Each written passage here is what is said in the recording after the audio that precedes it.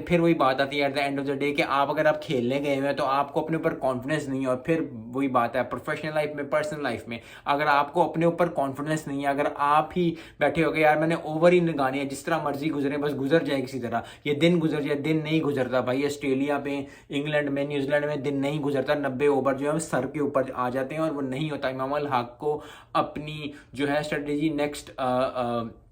Next innings में change करनी पड़ेगी। अभी के मुताबिक Pakistan is in deep trouble.